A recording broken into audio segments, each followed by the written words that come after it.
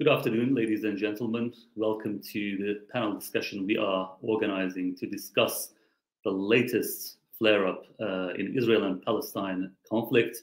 And to discuss the issue, I have very distinguished speakers and contributors. First of all, Bilal Selaime from the Center on Conflict Development and Peace Building in Geneva. Then Betul Doğan Akkaş, a Middle East and Gulf expert, and Sami Hamdi, the editor-in-chief of the International Interest. Thank you very much for coming. Welcome again.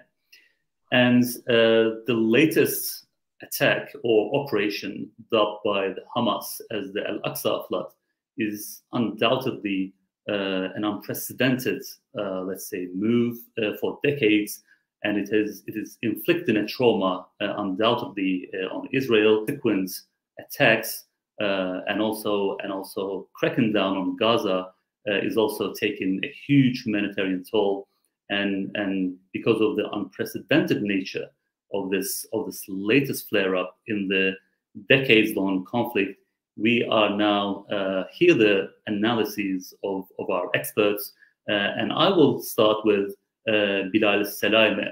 Bilal, based on what we have experienced since October the 7th, what is the impact of what we are seeing on Palestinians and the Palestinian cause, in your opinion? You have 15 minutes, and please, the floor is yours. Well, first, thank you, Bilgehan. I want to thank you very much for the invitation, and want to thank SITA also for organizing this timely panel in this critical time. It is indeed, as you mentioned, unprecedented event and time for the history of the Arab-Israeli conflict, for the Palestinian-Israeli conflict in particular. But I think also it's a critical point for the regional and international politics and in its engagement with the Middle East as well. Before going to addressing directly your questions about what does that mean for the Palestinians, how the Palestinians see this event, the assault, the aftermath, the attack later on, and what's the implications on the ground. But let me first just reflect on how we ended up here. That may help us to understand what does that mean for the Palestinians, how we ended up here, and how the Palestinians perceive the whole situation, and what do the international community, the regional actors need to do to address the conflict and to deal, at least to try to manage this conflict, because for now we don't see any attempt to manage the conflict, let alone the idea of resolving the conflict or dealing with the conflict from conflict resolution or peacemaking aspects. Bilgehan, as you mentioned, it's unprecedented event and time, and unfortunately we see that the potential of escalation here is very, very high. The snowballing of the events is probably could be the most potential scenario. Not only we are speaking this time about the ground offensive from the Israeli army into the Gaza Strip, but also the potential engagement of other actors as well. Of course, that impact directly the humanitarian dire situation in Gaza, which is speaking about a huge suffering and the humanitarian situation on the ground for Gaza, which is already have been suffering for almost 1.5 decades, beyond the decades of the occupation of Gaza Strip in general. And I'm very much worried that we can see sort of apocalyptic scenes in the coming days. We have already seen the huge bombing of special squares of civilian squares in Gaza Strip, which is something was not the case before. Like Israel in the previous wars started from the very periphery and then attacked the most populated areas or quarters of Gaza. But this time they started, for instance, by bombing Hay Rimal, the Rimal neighborhood, which is considered to be one of the most peaceful and beautiful neighborhood of Gaza. So we can see the revenge attempt by the Israeli here is playing on. And what is also very much worrying, and I will come back to this point later on when I speak about the actors and how they perceive the situation, and that there is sort of usage of genocidal language by the Israeli part and the Israeli army. Speaking, for instance, we saw the dehumanizing of Palestinians by the Israeli foreign minister, the Minister of War, and also by Bibi himself.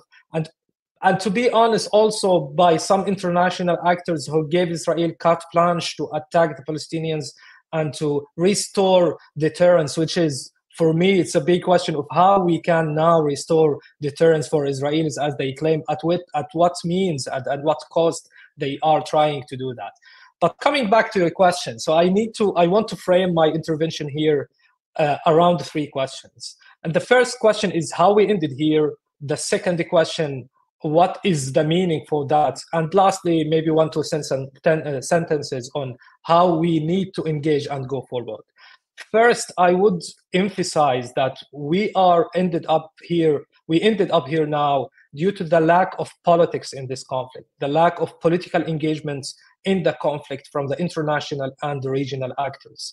We ended up here because all the regional and international actors thought they can sweep the Palestinian question under the carpet, under the rug, and they can fly over Palestinians and Palestinian question and engage with these transactional engagements in trying to this facade of peacemaking in the region. In the last couple of decades, we saw the depoliticizing of the Palestinian question. But it's important here to remind all the people and all the actors that in the essence, in the core, this is a political conflict. It is beyond the snapshot now analysis of what's going on about the Hamas assault and the Israeli military deterrence. It's a political question. It's a question of colonizing versus decolonizing. It's a question of emancipation for the national independence of the Palestinians and for the Palestinian national movement. So we cannot understand what's going on without understanding the accumulation and the anger and the accumulation of that for the Palestinians in the last 7 decades, and in particular in the last 1.5 decades for the people who are living in Gaza in particular. Just for a reminder, this is not the first war that we have in Gaza. We had, at least from 2008 now, almost 5 wars. But of course, the difference is this time is the scale of this conflict and who started the conflict. Palestinians this time, or Hamas started the assaults toward Israel, but the direct one. But we need to put that in that historical context and not to have sort of a historical understanding of that. Gaza have been witnessing 5 wars since 2008 and a continuing siege and blockade, which is in all military and political understandings and mean is an act of war at the end of the day by the Israeli party. And just also to think of a couple of reminders beyond Gaza and what's going on there now and what happened. Like from 2006, just about the idea of having lack of political engagements and lack of politics that led us to here. In 2006, after the failure of Oslo process, and just a quick reminder that Bibi Netanyahu himself was the one who was one of the responsibles behind the failing of the peace process, the Oslo peace process. Hamas entered politics, so it started to politicize in 2006. Tried to form a government at that time, but there was the reaction of the international community, very much similar to what we are seeing now, the process of depoliticizing Hamas, the process of disengagement from the Palestinian political question, and the process of trying to containing and besieging Hamas, thinking that this is the way of taming and silencing the Palestinians and Hamas at large. But that's Hamas and Palestinians at large. But that apparently was not productive. We saw that in the couple of wars that we had till now, but no action was taken by the international community and the regional actors to engage politically with what's going on. Not only in Gaza, but think of West Bank as well. We have continuing of the settlement project there. We have continuing of the colonizing of the lands. And what is the response of the international and regional actors? More of development, centralized interaction or engagement about NGOs trying to build the state building that it does not exist on the ground, the Palestinian state.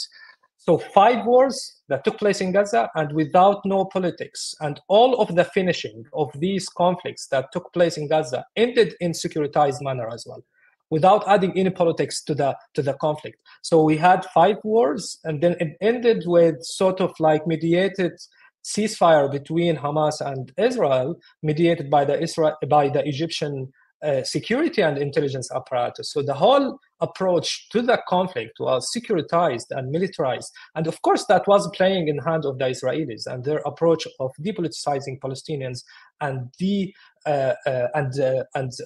silencing the Palestinian political cause at large.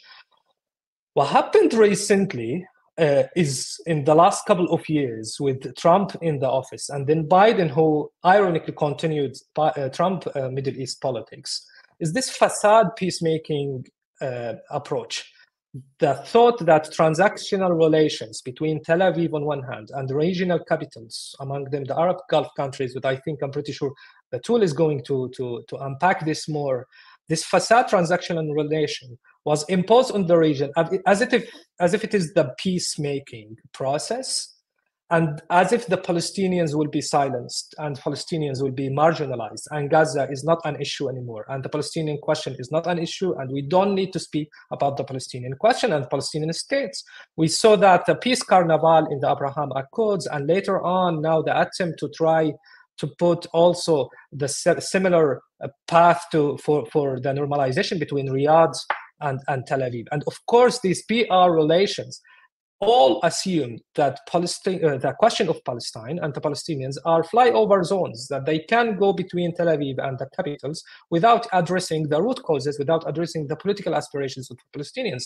And the idea of cornering Palestinians and Hamas and Gaza, of course, it was going to be counterproductive. We saw that in the last five wars, but that thought from some regional and international actors and Israel that we can ignore these things. And just a quick reminder here, a couple of weeks, Jack Sullivan, the American advisor for national security, was addressing the situation in the Middle East, and he was claiming that it is one of the that we don't have any escalation now in the Middle East, and the Middle East is calmer than it was before.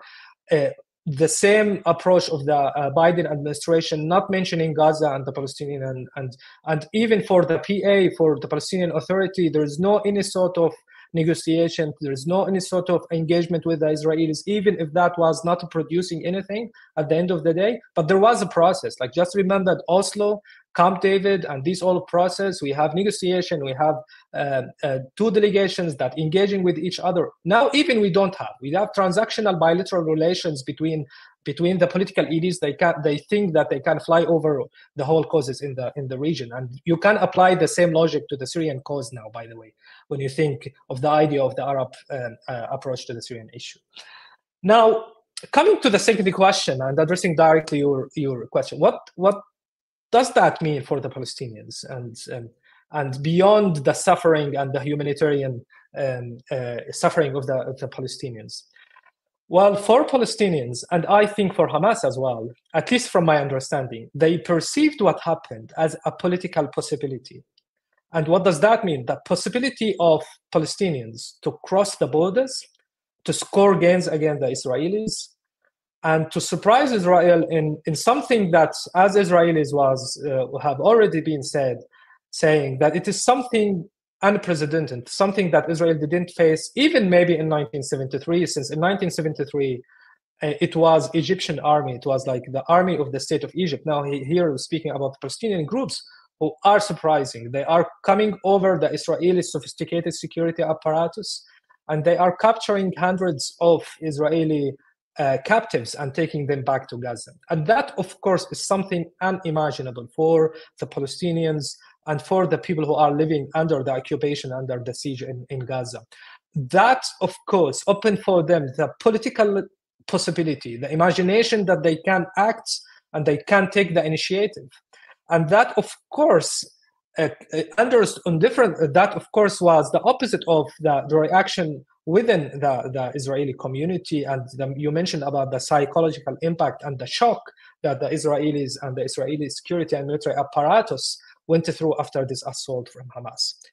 On the other hand, for the right government in Israel, as it was a political possibility for the Palestinians of imagination, of their political aspirations, of their national independence, For the far right of the government of Israel, I think it was perceived as a historical opportunity, and that now they are acting accordingly.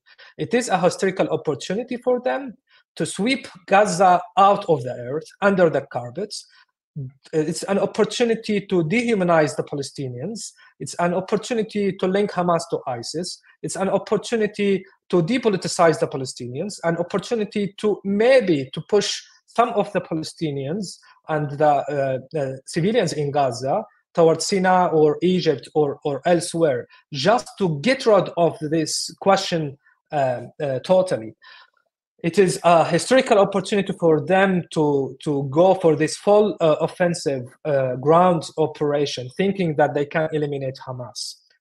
So between this political possibility of imagination of political emancipation for the Palestinians on one hand, and the historical opportunity for Israelis, we can see clearly that this assault is a game changer in all aspects for the Palestinians, for the history of the conflict. It's a critical point, and also for the international and regional actors, because we still now in the first pages of this conflict, which is snowballing. We need to still see how the international community will react. China now and Russia, we started to see some of the comments from Putin yesterday and the others who started to positioning themselves accordingly.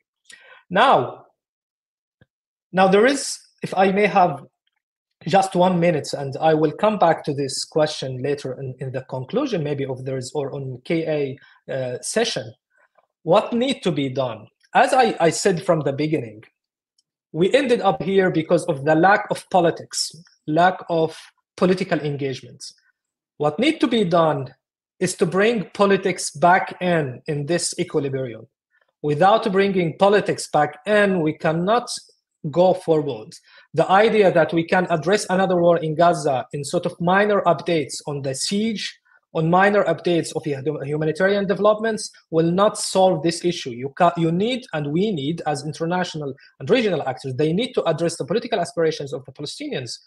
Otherwise, we will go back to a larger scale conflict in the coming years, I am afraid. Okay. Bilal, thank you very much. There are a lot of takeaways from your presentation. You obviously see this as a critical point, not only for the Israeli and Palestinian conflict, maybe as a local thing, but you think it is a critical point for regional and international politics too. And you're not observing any conflict management, let alone a opportunity or hope for a resolution. The international community is too busy with bolstering Israel's deterrence, and there are some, let's say, novelties in this new attack against Gaza by Israel. Gaza, and we are not stranger to Israel's attack or indiscriminate attack on Gaza, but it used to be from periphery to center, or periphery to core. Now we're seeing Israel is attacking very core of Gaza, like El Rimal neighborhood, as you mentioned. And I think one of the most, let's say, original point you made is how we ended up here in a nutshell with the lack of politics, depoliticization of Palestinian conflict, and we indulged ourselves with, for a very long time, a facade of peacemaking between Tel Aviv and other Arab capitals would sweep the Palestinian issue under the rug, and through transactional deals, with also the support from the Washington, this would be the solution. And probably the latest flare-up in Israel and Palestine is attesting to the fact that this was a huge mistake. This was a fallacy. And there are many examples of this. Even the let's say Sullivan's statements about the quiet, relative peace of the area, and also when it comes to what Hamas calls the Al-Aqsa floods, you see that they saw a political possibility there.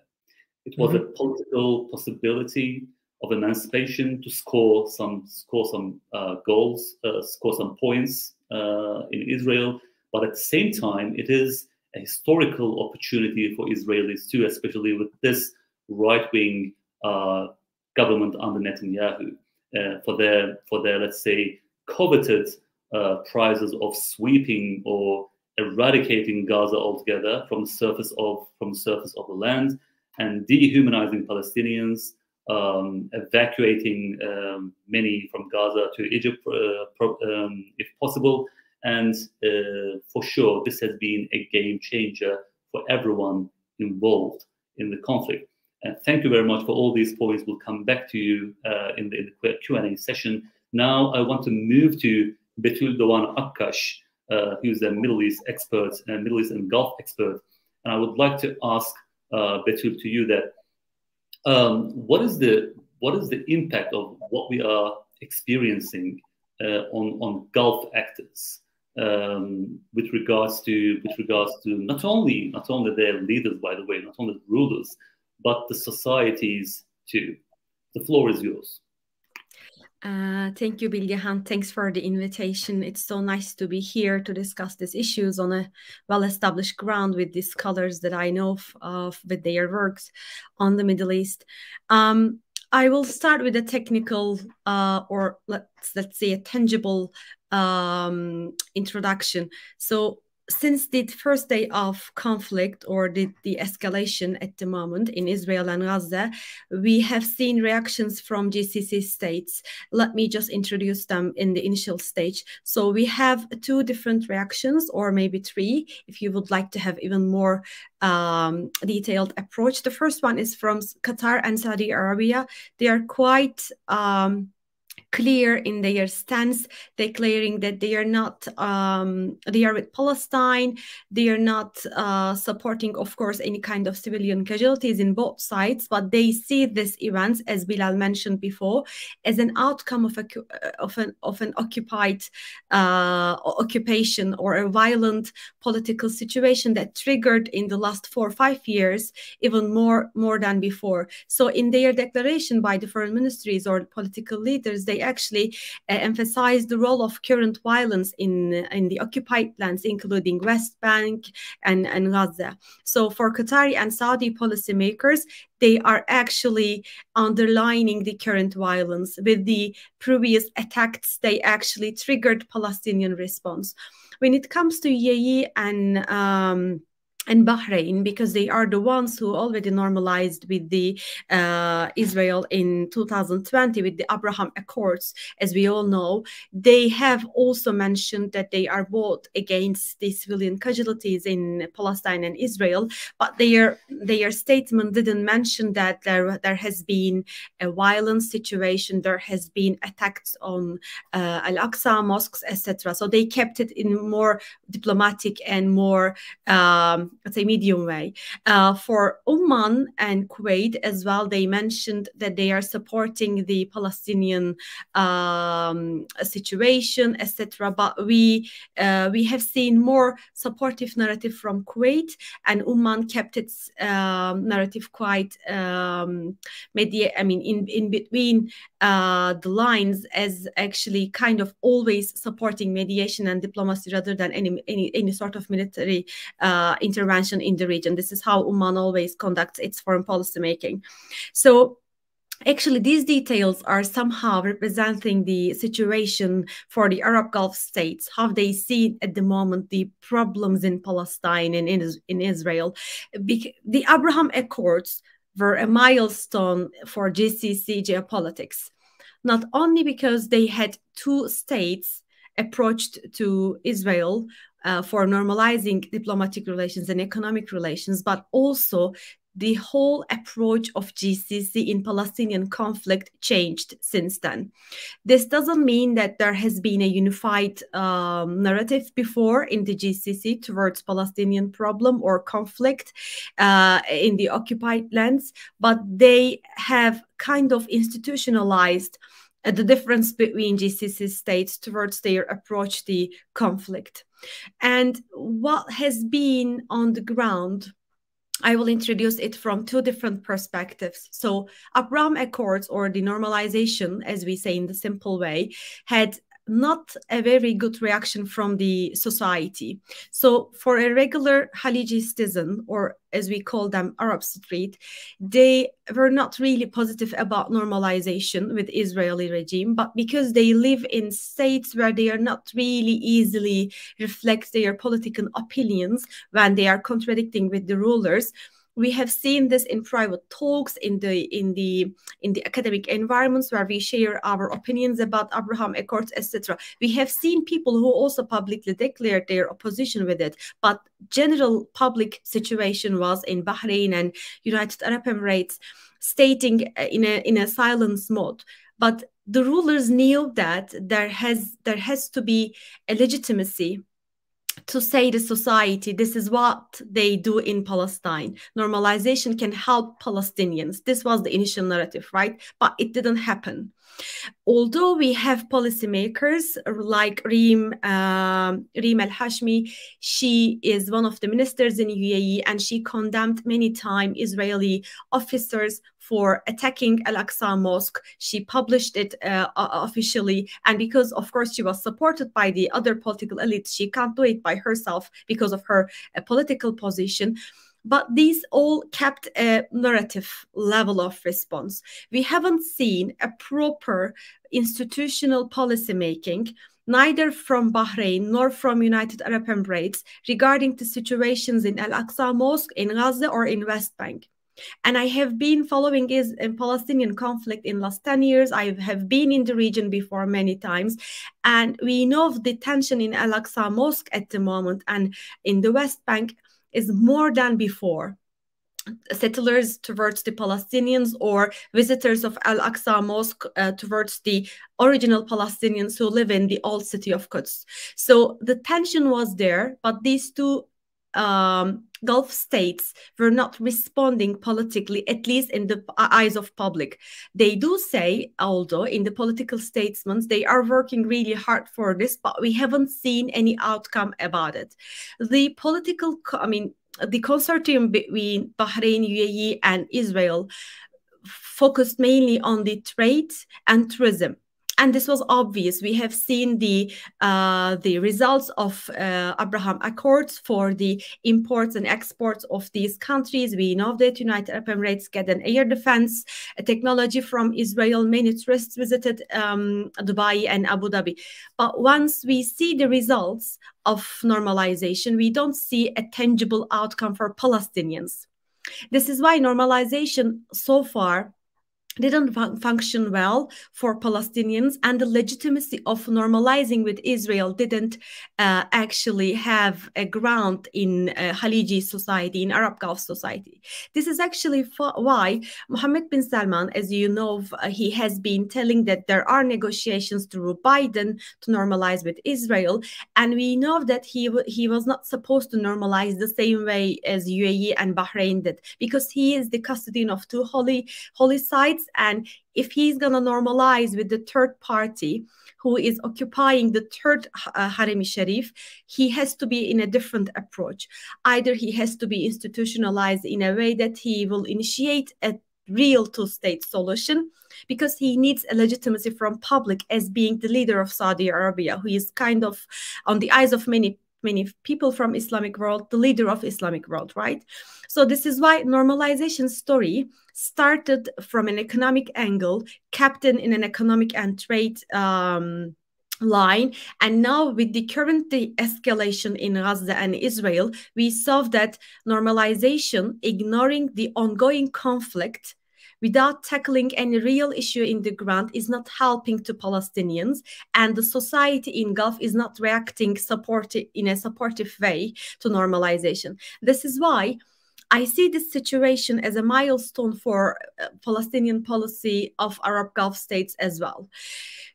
This is not because they have many Palestinians living in the Arabian Gulf as expats or academics or journalists, whatever. But this is because their society also take Palestinian issue as a domestic problem. In regular Arab families, this is an important situation and politically quite critical where to stand when it comes to Palestinian conflict. So this is why legitimacy of normalizing or helping Palestine or communicating with Israel Israel is really underlining, I mean, the point for the Arab Gulf leaders.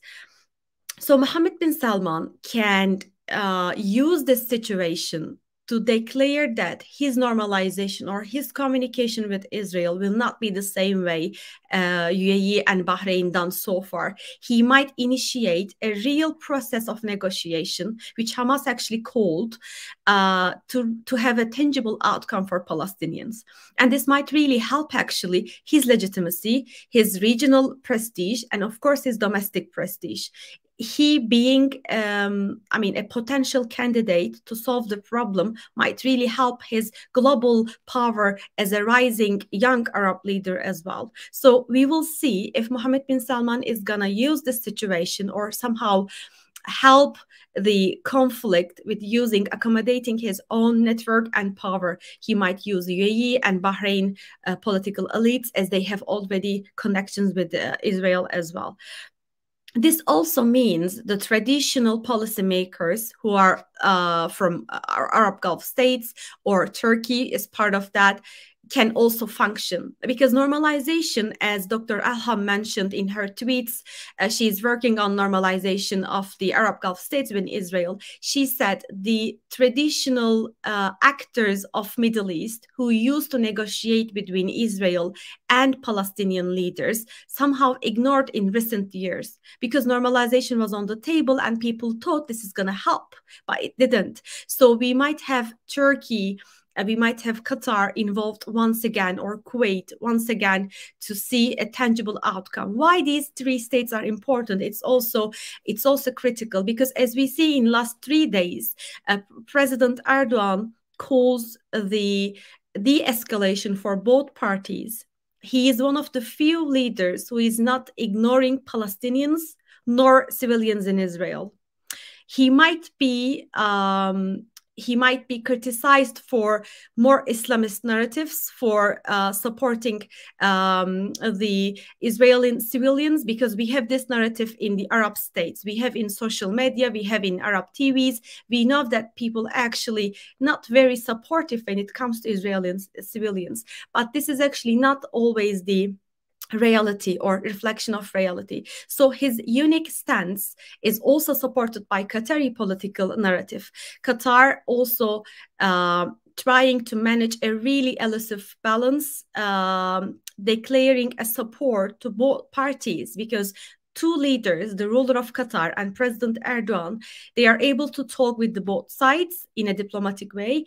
And the call they are doing for de-escalation is based on the benefits of Palestinians, a state, a proper state, a well-established political structure, and first of all, a ceasefire to keep people safe in Gaza and West Bank. So I think this has also a reflection on Arab Street. People trust them because they have seen their efforts before for the Palestinian conflict. And another important part when it comes to Arab Gulf states and their approach to conflict in Israel, as Bilal mentioned before, the situation at the moment, the techniques Hamas used, and the way Hamas actually gained some prestige on the eyes of Palestinians with the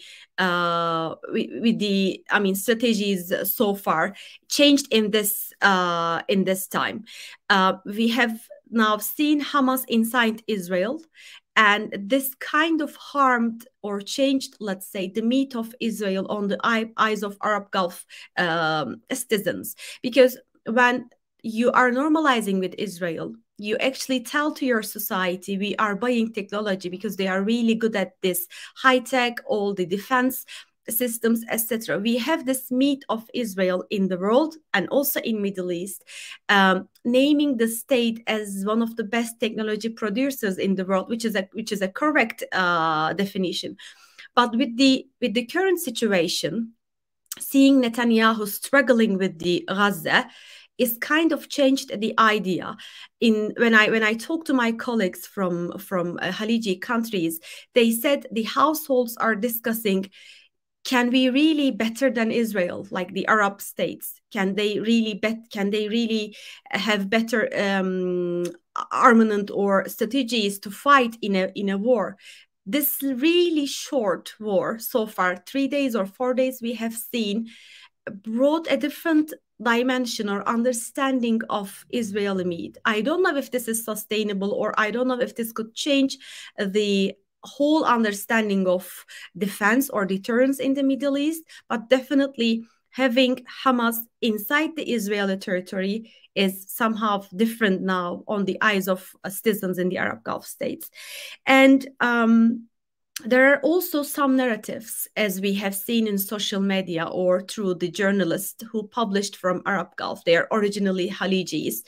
They also criticize their states or the public opinion in the Middle East as dehumanizing the Israeli civilian casualties. They say what's happening in Israel for a civilian or regular Israeli citizen, not for someone who is armed or working for the Israeli army or police force, is actually concerning us, because we know if the Palestinian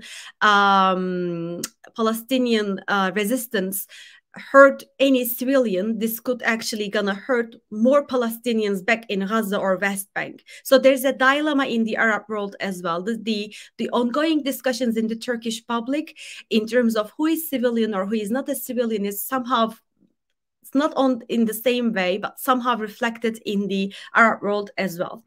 And very important point, reaching to end of my comments, the angle of Iran. So we know Iran is not on the same page with Arab Gulf states when it comes to Palestine. I mean, they all share the idea that there needs to be a state, or there needs to be a better position for Palestinians in terms of their welfare, security, political situation, etc. But Iran is the one who is supporting Hamas militarily, technologically, etc.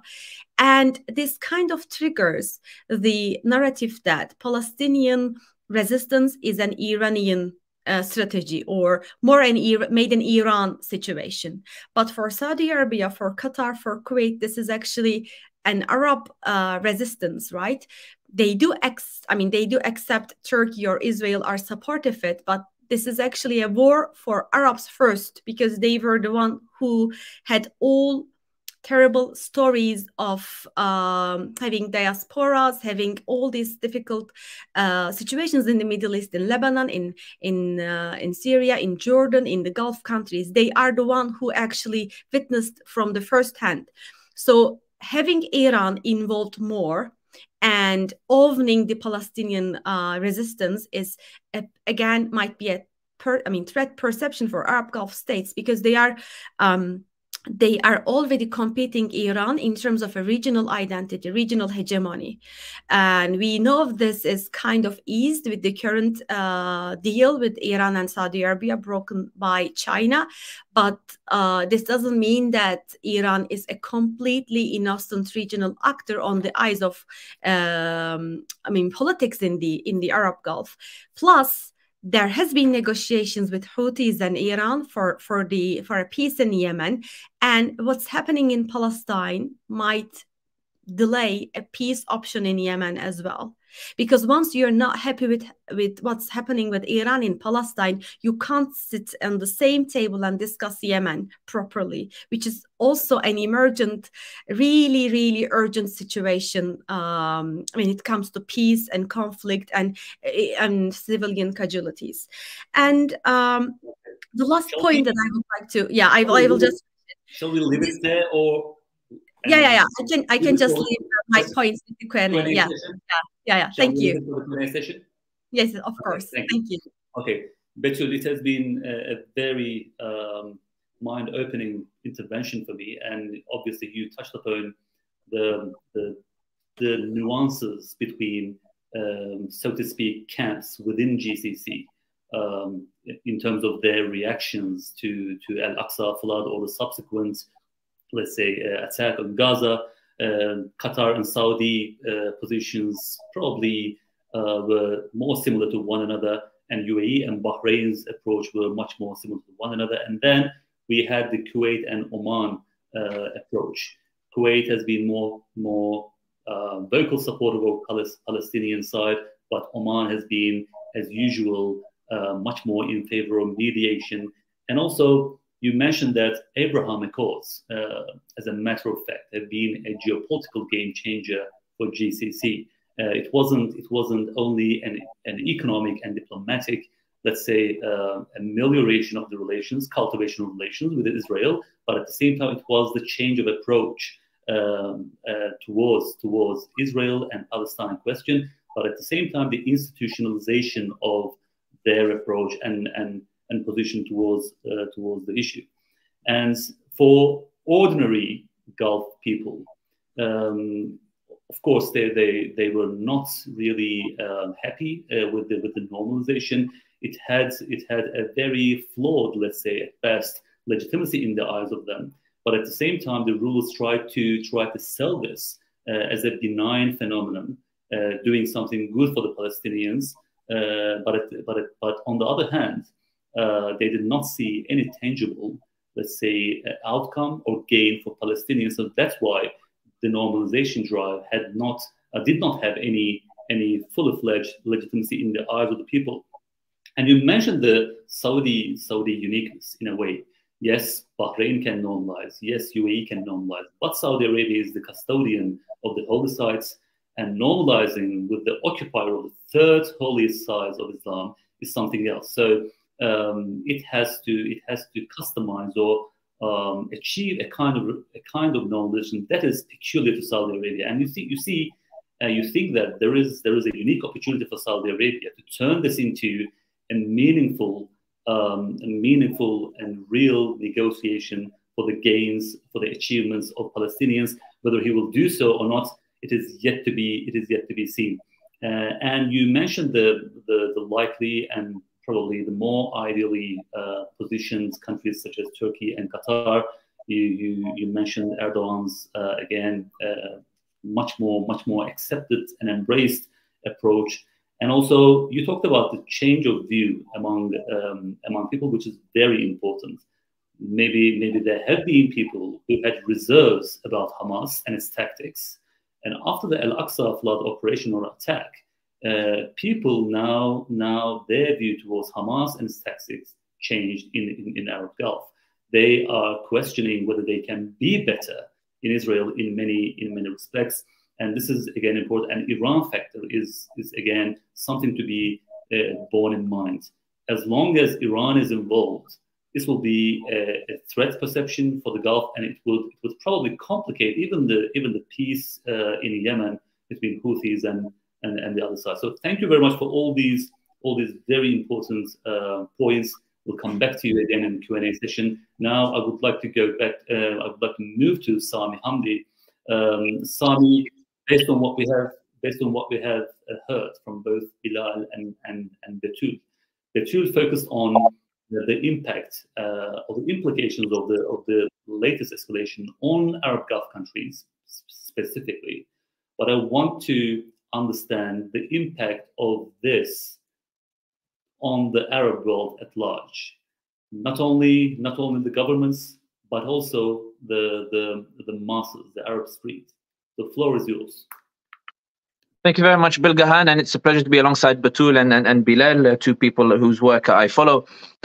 I think that the reaction of the Arab public opinion has been sweeping, and it's had a lot of ramifications for the stances that many of the Arab states have taken and the evolution of the stances of the Arab states since the Palestinians launched their attack on Israel in order to try to remind the world that the Palestinians are still there, given the fact that Netanyahu only 6-7 days ago was at the UN waving a map of the region in which he had erased Palestine from that map, while in the same breath celebrating normalization of ties with Saudi Arabia, indicating that from Netanyahu's perspective, the normalization of ties with Saudi and the Arab states meant the eradication of the Palestinian cause.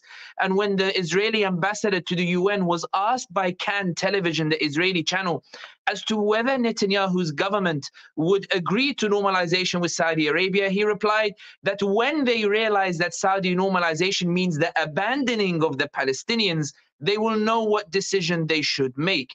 And this is why, from the Arab public opinion, this sudden explosion of Palestinian agency, of Palestinians demonstrating that you can't fly over them, as Bilal was saying earlier, and make a deal at their expense. Suddenly the Arab public opinion, which was feeling very deflated with regards to a cause that they sympathize with greatly, suddenly there is a euphoria on the streets, and even a euphoria on some of the streets in Turkey as well. We saw the videos of people coming out in support of the Palestinians.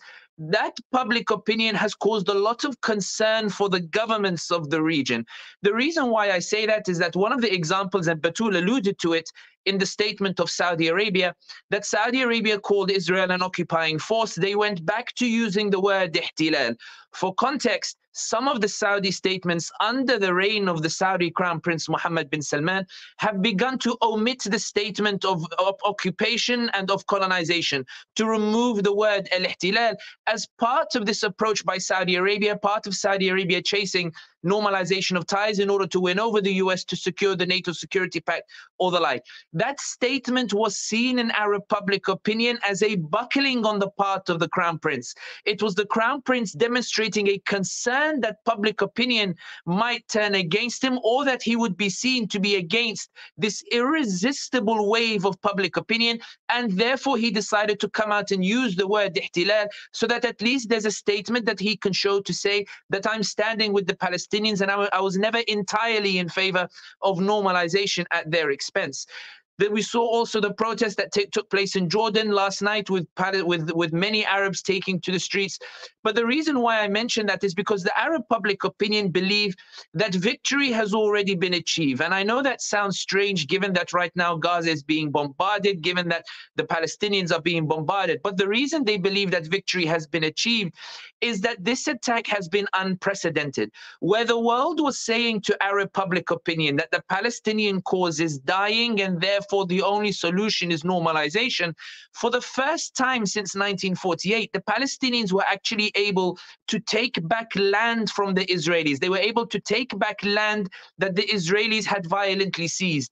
Even if a lot of those lands have since been lost, the idea that the Palestinians could unilaterally go in and try to take those lands back from the Israelis that were taken from them, that has resulted in this surge in euphoria into the public opinion that has even caused concern amongst the Israelis with regards to the PR narrative. And herein it links to the latter part of what Batul was saying about Iran. We saw many accusations from Israeli journalists regarding atrocities that the Palestinians had committed that were later declared to have insufficient evidence. We also see that Israel now is trying to focus on this idea that it is Hamas that has attacked Israel, that it is Hamas that is behind everything, that it is Hamas that has launched this attack on Israel, and therefore this, quote, terrorist organization, as Israel calls it, should be smashed. The reason Israel is so focused on Hamas is because the suggestion that is emerging from this latest escalation is that the issue is not Hamas and Israel, it's the Palestinians and the Israelis. Hussam Zomlot, for example, the Palestinian ambassador, is not Hamas, but has been one of the vocal voices defending the Palestinians in this recent escalation and blaming the Israelis for what has happened. Mustafa Barghouthi is not Hamas. He's from the Palestinian, or was with the Palestinian Authority. Mustafa Barghouthi is not Hamas, and he has been coming out on TV defending the Palestinian position in this latest escalation. We have these activists like Muhammad al-Kurd and the like who are not part of Hamas. And what Israel is concerned about is that whereas before it had a monopoly on the narrative and it could always say, I am fighting a terrorist organization, what's happening now is that it's trying to push back against this narrative that suggests that this is about the Palestinians pushing back against the Israelis, and it's very keen to undermine that idea of the Palestinians pushing back. And here is where Iran comes in. In the same way that it's trying to limit this Palestinian counter-resistance to Hamas, Israel is also trying to link Iran to the issue of this Palestinian resistance, primarily because it's trying to draw on this international trend trope that Iran being a villain in the region, Iran supporting it, given that a villain is supporting this resistance, therefore it cannot be correct. They can have no moral standing. And this is why we've seen that the diverse number of faces of Palestinians who have nothing to do with Iran, their defense of the Palestinians, it what has undermined the Israeli monopoly on the narrative. And this is where I think perhaps is one of the reasons why it's taken so long for the Israelis to launch a ground operation. It's why the Israelis pushed the accusation that 40 babies had been beheaded, despite the Sky News reporters coming out and saying, we've seen no proof, we've seen no evidence, and it's irresponsible to report this. This is why we've seen the pushing of the narratives that some rapes have occurred, even though the images that were published online or on social media have since been disproven by fact checkers. Because what Israel is concerned about is that where it was telling the world that it's fighting terrorism, suddenly the mood or the debate that is taking place in many of the Western capitals is not whether Hamas is the one fighting Israel, but whether the Palestinians themselves have legitimate cause or legitimate grievances. And that's where the concern is. And this is what links back to your question with regards to public opinion, in that even Turkey's stance, Erdogan in the beginning was sort of seen as holding the stick from the middle, not wishing to offend Netanyahu, but not wishing to be seen to be against the Palestinians. Yesterday, we saw Erdogan sort of remove the restraints and escalate his rhetoric, accusing Israel of violating international law and even going after the US and Washington with regards to their decision to send the US carrier towards Israel and the like. And so for the Arab public opinion, there is certainly this sense that where the political wind was suggesting that the Palestinians are being crushed, where there was a sense that as a result of the normalization of ties and Netanyahu celebrating this as part of an eradication of the Palestinian cause, the Arab public opinion is now celebrating Palestinian agency. And what I mean by that is the idea that any solution to what is happening in Palestine and Israel cannot be done via a bilateral deal between the UAE and Israel, or a bilateral deal between Israel and Morocco over the Western Sahara, or with Bahrain, or with Sudan, or the like. There is no solution without addressing the legitimate grievances of the Palestinians. And it's that demonstration of agency that is going to prolong this conflict, that is going to cause complications in mediation. And by that, what I mean is, if you imagine yourself as Netanyahu, in that until now you've been unable to form an emergency cabinet. Today, at the time of that SETA is hosting this event, Netanyahu has met with Benny Gantz, but when they came out, they didn't announce a joint emergency government, suggesting they still haven't been able to iron out the details more than 72 hours after what has taken place.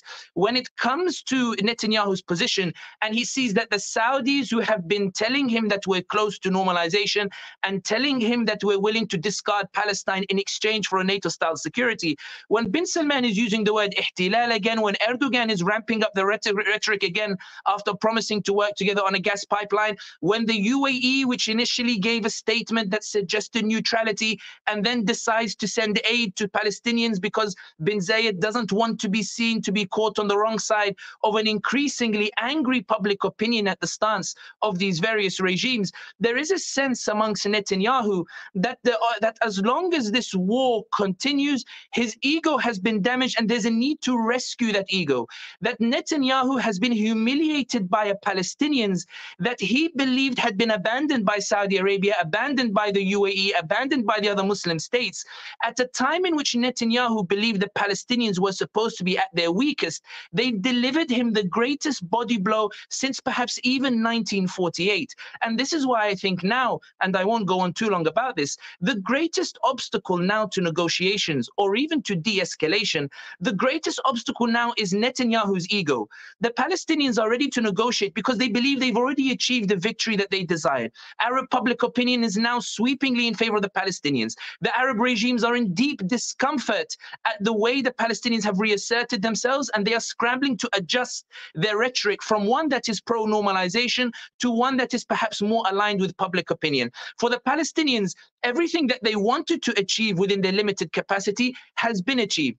The issue is that if Netanyahu comes to an agreement with the Palestinians now, while Israeli journalists are calling for his resignation, while Israeli media and Israeli discourse is describing this as the greatest disaster since 1948, when Israelis and Israeli political parties are saying this is Netanyahu's fault, when Haaretz is publishing on the front page saying Netanyahu must go because all of this is his fault, Netanyahu now, even though it looks like it's Gaza that's being pounded, Netanyahu is the one scrambling for his political future, and that's why he's pounding Gaza. And this is why, and I finish on this particular point, Netanyahu is not pounding Gaza in terms of its buildings and its land, as much as he's pounding the sudden resurgence of a spirit of resistance that has inspired an Arab public opinion that now threatens to hinder the whole normalization process that he was supposed to hail as the deal of the century, or in his own words, the greatest deal since the end of the Cold War. And that's where I think the Americans are now struggling. You'll note, for example, that Blinken, in his tweet, when he spoke with his Turkish counterpart, initially the tweet that Blinken put out said that they had discussed a ceasefire, but within 1 hour Blinken had deleted the tweet and edited it to remove the part about the ceasefire, which indicates that there is a debate taking place within Washington and between the Israelis as to how far should Netanyahu be allowed to go. Should he be allowed to go as far as possible to rescue his ego at the expense of normalization, or should Netanyahu take the hit and the humiliation and the embarrassment and come to a deal that allows Mohammed bin Salman, as Batul was mentioning earlier, the idea, or alluded to earlier, she didn't mention explicitly, the idea that bin Salman might be able to rescue a deal or the like and promise the idea of some normalization in exchange for benefits for the Palestinians. And this is why I finish on this point. The obstacle now to de-escalation, to peace, is not the Palestinians, and it's not Arab public opinion, and it's not the Arab regimes, and in some ways it's perhaps not even Washington. It's Netanyahu, who is not just being criticized by the Arab public opinion, but by Israeli public opinion, and he is desperate for some sort of counter-offensive or victory that he can parade in front of the Israelis and say, yes, I've brought about the greatest disaster since 1948 on the Israeli people, but at least I managed to gain something either in the annihilation of Gaza or the like. And this is where I think now the diplomatic efforts are focused on. How can we get Netanyahu, who's been badly humiliated, how can we get a deal through which Netanyahu can walk away and agree with, where he doesn't feel embarrassed in front of the Israelis who are demanding his resignation? Sami, thank you very much. Again, very important points. First of all, you mentioned that the Arab public opinion towards what has been achieved by Palestinians has been a sweeping, let's say, even euphoria. It's an explosion of Palestinian agency. It is now obvious that you can't deal with Israel or the Palestinian question via bilateral deals between Arab countries and Israel. And when it comes to the streets, again, a euphoria is prevalent there, and it is causing some concerns for the governments. We have seen a revision of narrative in a way, especially in Saudis. The reintegration of the word occupation in their narrative. It is obviously a result of the change of the public opinion immensely. And for Arabs, for regular Arabs, the victory has already been achieved. So that's why at this stage, it is not the Palestinians or Arabs that are against negotiations or de-escalation. They believe the victory is achieved, so they are ready. But the obstacle is the damaged ego of Netanyahu, and what is causing like jitters in Netanyahu, that this overwhelmingly, let's say, Palestinian agency and the overwhelmingly pro-Palestinian Arab sentiments are actually scrapping the normalization prospects that Netanyahu held really dear until now. And it is for the first time, as you said, the Palestinians took back some lands from the Israelis since 1948. obviously a very symbolic and strong thing. And you mentioned also why Israel has an interest, or Israelis has an interest in involving Iran, some kind of involving Iran in all this, because Israelis are uneasy about the increasing agency of Palestinians. Until now, they had the monopoly over the narrative, but Palestinians have been pushing back. And now they are trying to dilute the agency of Palestinians by involving Iran, and also Iran's image as a villain. Nothing can come out, nothing good can come out from that. And even Mohammed bin Zayed's trying to tuning, adjusting his position towards this issue based on the again overwhelmingly pro-Palestinian sentiments among people. These are really important points. Thank you very much. And I will now end the first part of the session, and I want to continue with the Q&A session. And I want to give the first. I would like to turn to Betul first, because Betul, you couldn't make your last point. I want you to finish your intervention by making your last point, please. Thank you. I didn't recognize I actually gone beyond the the timing. I was gonna mention about the bargaining power that might the Arab Gulf states have after the current escalation with towards the US, because as we know, the Biden administration are really urging normalization between Saudi Arabia and Israel. And if this is the situation now, which brings even harder legitimacy for the Arab Gulf states to normalize with Israel, we might expect even more bargaining power to Mohammed bin Salman to use against US for their regional policies. This might be definitely a case in Palestine. In other words, if they want Mohammed bin Salman to normalize with Israel, they need to give him something bigger than the initial deal among the parties we don't know.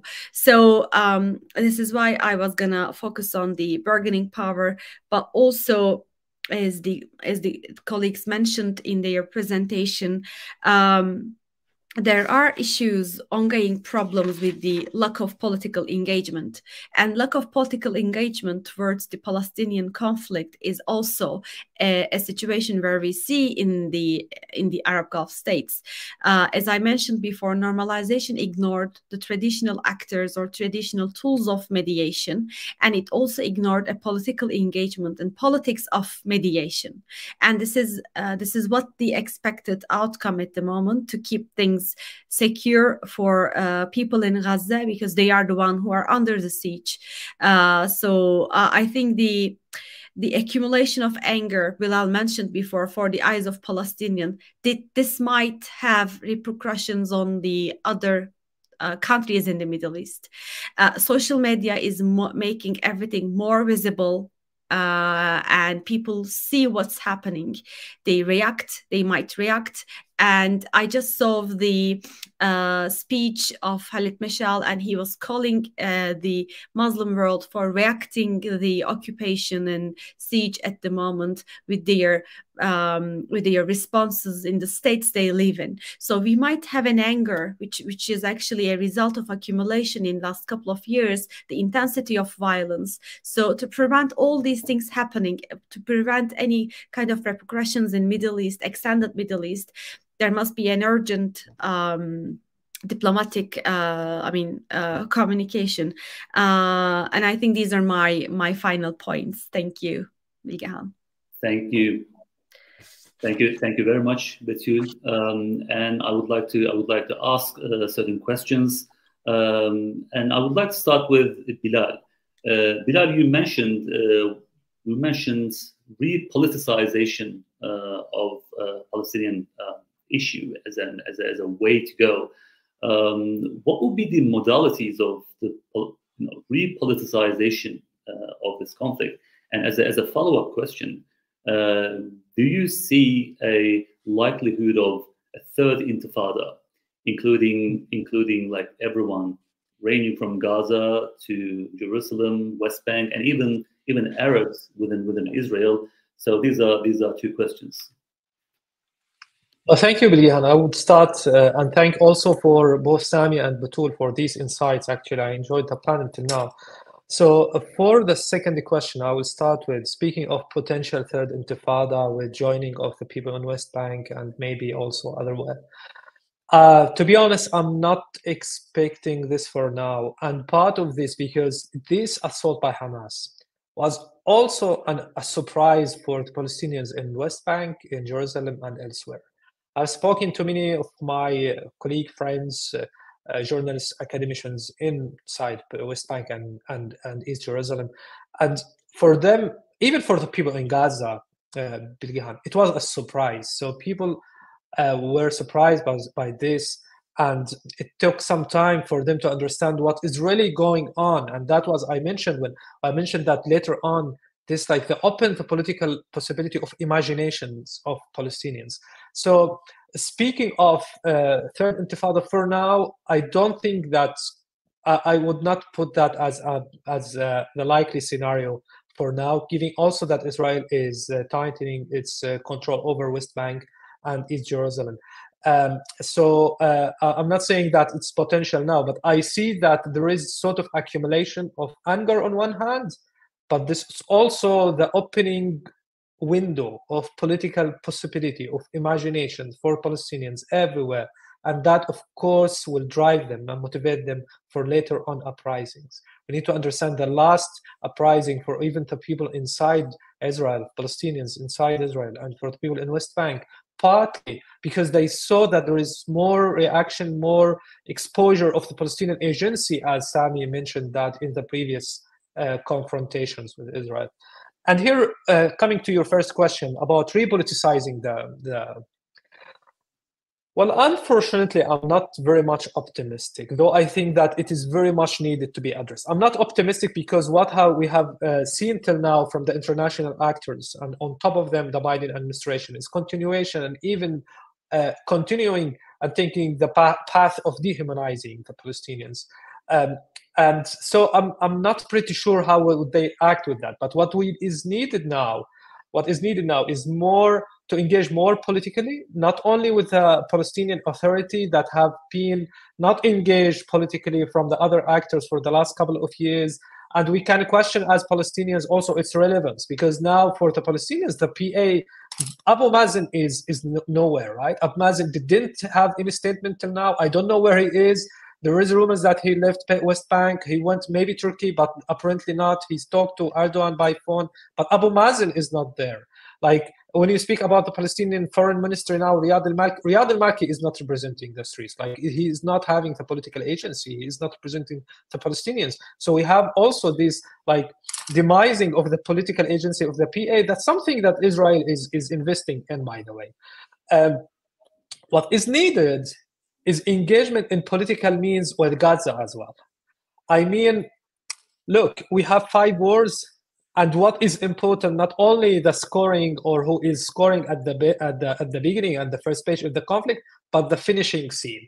The finishing scene is important. Until now, we have sort of securitizing finishing scene, like negotiation led by the Egyptian security apparatus, intelligence services, military intelligence in Cairo to mediate between the Israeli and Palestinians. But there is no any question of Palestinian political questions being raised or negotiated during that negotiation, for instance. So to keep this political agency, more political tool engagement, questions, demands should be addressed. But I am fully I truly think that Israel is fully much aware of that, and they don't want to give any political agency or political weight to Gaza, to the Palestinians, to Hamas, to elsewhere. And that's why I'm very much saying that as unlikely scenario for now, but that of course will just increase the scale of the potential and potentiality of upcoming conflict. Just on this, lastly, if I may, Betul mentioned the potential role of different regional actors in that, being that some of the Gulf countries and also Turkey. I think these actors need to push for that, need to push for political engagements. Turkey can do that. Other Gulf countries, Qatar can do that, since they have already established relations with their parties, and they need to push for political, multilateral political discussion on this, not to keep this file to be negotiated in securitized manner and militarized understandings. Turkey, Qatar, and other actors can push for multilateral regional platforms to discuss this issue and address the political aspiration of the Palestinian people. Thank you very much, Bilal. And I would like to ask the next question to Sami. Sami, the developments are going towards much more escalation, and even we're looking at the likelihood of a ground offensive against Gaza by Israel, which would probably end with the leveling of Gaza altogether. In that case, do you expect a widespread Arab Spring-like uprisings in Arab world, or is there a Palestine fatigue among Arab people in that respect? Tommy, you need to unmute. Yeah. I think that the reality is that these questions are being posed, and I understand why they're being posed, but I also think that there is no harm in saying that because these are unprecedented events, the consequences are spectacularly unclear. And I think this is why, when I mentioned earlier about the developing positions of even the Muslim nations or Arab regimes or the like, the reason they're developing is because nobody knows how they should be reacting to it. When Blinken calls for a ceasefire and then deletes the tweet calling for a ceasefire and edits it, that shows even the Americans are not sure how they should be responding to it, because this has become unprecedented, and the Palestinians are demonstrating a power that nobody thought they still had. They're demonstrating an agency that nobody thought they still had. And this is why I think that even the Palestinians who are in the, I don't want to call them Israeli territories, but in the occupied territories, even those Palestinians are unsure what they should be doing or how they should mobilize or what they should do. Bilal was talking about the Palestinian Authority, and he's right. The Palestinian Authority has no idea what it should do. Should it go openly and resist Israel? Should it support or the like? When we talk about Hussam Zomlot or we talk Mustafa Barghouthi, they're talking, of course, in their own capacity. Hussam, of course, represents in an official capacity the Palestinians, but they are advocating, of course, this Palestinian agency or the like. But I think Bilal makes a good point in that even many of the Palestinians were taken by surprise, and it's only been 72 hours or just over 72 hours. People are still unsure over how they should be reacting to these events that take place. The people who are taken to the streets in Jordan or the like, those are thousands of people who are celebrating what they deem to be a victory, but even they are unsure over how it should proceed. Bilal makes a valid point when he says, how do you preserve this political agency in any talks that are emerging? And the reality is that Bilal answered the question in the final part of his question, which is that there can be no preservation of this political agency or this translation of military agency to political agency without the help of the major powers that are Saudi Arabia and Turkey in particular. Without these two in particular coming up with an initiative and lending their political weight to the Palestinians, it will be very difficult to translate that military agency into political agency. And I think that the reality is that Turkey and Saudi Arabia are still yet to determine how they should approach it. And the reason being is that if you put yourself in the position of Mohammed bin Salman, and the ordinary Arab street are quietly whispering that we may dislike Iran, but Iran has really contributed and helped the Palestinians to maintain an agency at a time in which the Arabs appear to be abandoning them. If Mohammed bin Salman comes up with and this is going to be quite painful to say, and I know in academic stuff it's not good to talk like this, but if bin Salman was to come out with an initiative and go in and lead a Palestinian initiative, he doesn't trust the UAE or other Arab regimes to go and use that to the Americans and say that we should punish bin Salman or put restrictions on bin Salman. We know that the UAE and Saudi are clashing in Yemen. We know that they're clashing behind closed doors. It may well be that the Saudi or bin Salman says, what do I really gain from going in and helping the Palestinians develop that agency? Why don't I just let everybody focus on Iran so that the Americans can give me a NATO-style agreement against the Iranians whose proxies are firing missiles at my kingdom? My priority is this and not necessarily the Palestinians. And that's why I think bin Salman is very slow in mobilizing on any initiative. I think for Turkey itself, given its economic crisis and given its other foreign policy priorities, Erdogan is not necessarily in a position where he wants to be antagonizing the Americans or even antagonize the Israelis too much. And this is why I think that even Turkey's stance is developing. Erdogan caught between his convictions, which lie with the Palestinians, and the realpolitik of what Turkish foreign policy needs at this particular moment in time. And this is why I think that many Palestinians are now calling on these powers to say, look, we've delivered, we've caused the momentum. We created the wave. We did it on our own. We did it with our agency. It's now time for you guys to come in and help us, not necessarily militarily, but diplomatically and politically. And I think that given the rivalries, and Batul mentioned it as well, given the rivalries between Iran, Saudi Arabia, the rivalries between Turkey and Iraq and these kind of, I think that is hampering the political framework. And I think this is why the Americans until now remain very loud in their support for Israel, while Muslim or Arab nations or brotherly nations of the Palestinians are still yet, despite all the phone calls between them, to even come up with a joint statement denouncing what's happening in Palestine. Having said that, and I promise Bilgehan just on this sentence, having said that, I do think that the changes that we're seeing or that have been brought about as a result of what is taking place or what the Palestinians have done, I think they are lasting. I think that the shock of what the Palestinians have caused, I think the shock of this entire operation itself has completely altered the discourse over how the Palestine, Israel, and even the issue of normalization should be handled. And I think it's noteworthy that US press like Bloomberg and the like are coming out with op-eds and with front page editorials saying that our approach to normalization it's been clear now that it's been flawed and that there is no solution without talking to the Palestinians. I think that in and of itself is something that has the potential to change the political sentiment. Okay, thank you very much, Sami. We're almost at the end of this session, but there is one more question I would like to ask to Batul. Batul, as Sami mentioned, where we are experiencing something unprecedented, so the future is extremely unclear. But in case of a ground offensive and mass atrocities in Gaza, do you think this will spell the end of normalization prospect for Gulf countries, or it will otherwise motivate countries such as Saudi Arabia, who were not very fond of Hamas in a way, and they did not ask for this trouble, quote unquote? Difficult question. As Sami mentioned, we didn't understand how leaders approach to this, what's happening at the moment. They change decisions, they change narrative, and this is also a case in the Arab Gulf states.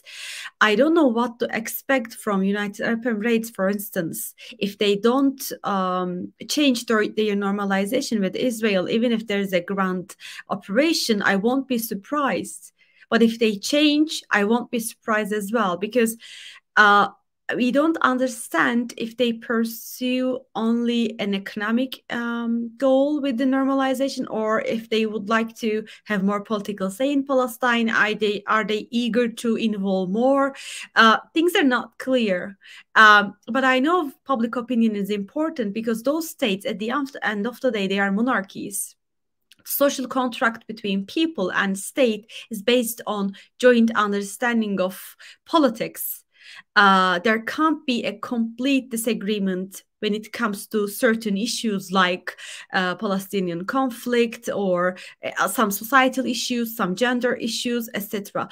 Although people are not really satisfied with the current situation of their states being normalized, there might be more responses if they see things in Palestine getting worse. But I can't be sure if there will be a complete change with the normalization, because they might literally say, we are the ones who are talking Israel, and we are the ones who are initiating a ceasefire. So we literally don't know what's going on in the behind the doors. But what I know, there will be a huge social response as it is now. As we see, Sami mentioned the protests in Jordan. We have seen cases in Qatar, and we don't know how people are going to react if things get worse in Palestine. Thank you, Bilgehan. Thank you very much. We unfortunately ran out of time. I have to conclude this session. Bilal Selaime, Betül Doğan Akkaş, and Sami Hamdi, thank you very much for all your valuable contributions and interventions. And I'm concluding the session now. Despite all the bleak outlook of the moment, I am personally hoping for the best as we are witnessing an unprecedented phenomenon. The future is extremely unclear, but hoping for the best and hoping to meet our viewers for much more pleasant occasions in the future. Till next time, goodbye.